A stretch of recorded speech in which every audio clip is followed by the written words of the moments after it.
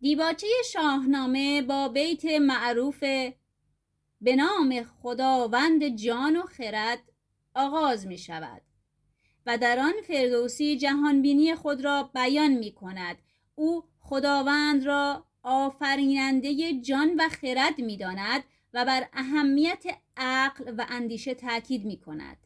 این بخش فقط مقدمه یک کتاب نیست، بلکه بیانیه‌ای فکری و فرهنگی است که نشان می‌دهد شاهنامه بر پایه خرد، اخلاق و هویت ایرانی سروده شده است و هدف آن زنده نگه داشتن زبان و تاریخ ایران است.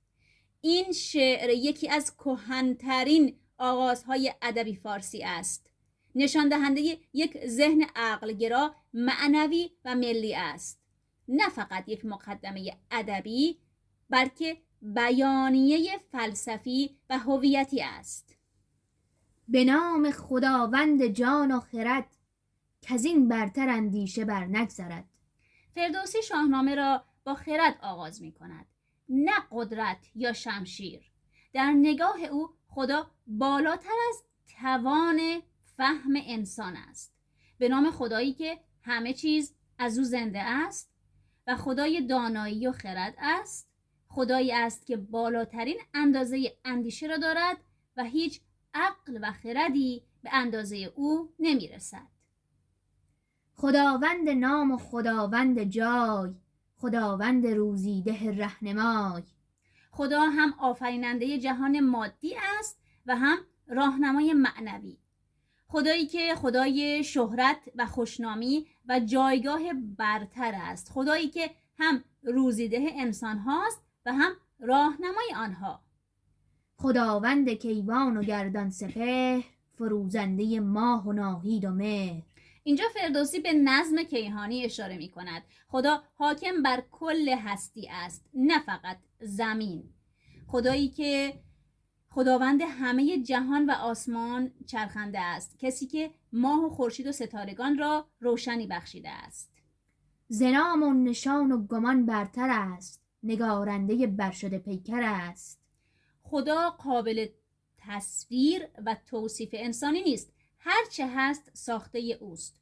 او برتر از آن است که حتی بتوان با نامها او را توصیف کرد یا نشانی مشخصات او را داد یا حتی در فکر ما بگنجد. او کسی است که سقف آسمان را نقاشی و طراحی کرده است.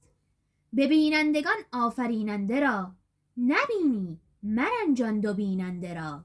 خدا دیدنی نیست، باید با خرد و ایمان شناخته شود.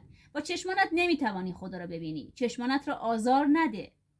نیابد بدو نیز اندیشه را، که او برتر از نام و از جایگاه. این یک نگاه فلسفی عمیق است. عقل انسان محدود است، خدا نامحدود. فکر و اندیشه هم از درک او ناتوان است، چون نمیتوان او را وصف کرد و نه در جا و مکانی قرار دارد. سخن هر چه زین گوهران بگذرد، نیابد بدو راه جان و خرد. نباید درباره خدا بی پایه و خیال پردازانه حرف زد. عقل ما فقط به چیزی میرسد که در چارچوب عناصر مادی باشد. خرد گر سخن برگزیند همی، همان را گزیند که بیند همی. خرد فقط چیزهای معقول و روشن را میپذیرد. اگر قرار باشد اندیشه ما بر زبان جاری شود، فقط میتواند در مورد چیزی سخن بگوید و چیزی را وصف کند که میتواند آن را ببیند. ستودن نداند کس او را چه هست، میان بندگی را بباید بست. ناتوانی انسان در شناخت کامل خدا، فروتنی و بندگی. خداوند را کسی نمیتوان آنگونه که هست ستایش کند. تو فقط باید تلاش کنی تا او را در حد توانت بندگی و عبادت کنی.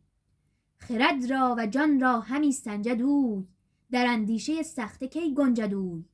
خدا داور عقل و جان است، نه اسیر آنها. او کسی است که خودش جان و خرد انسانها را ارزیابی می کند. او چطور می تواند در چارچوب محدود فکر انسانها بگنجد؟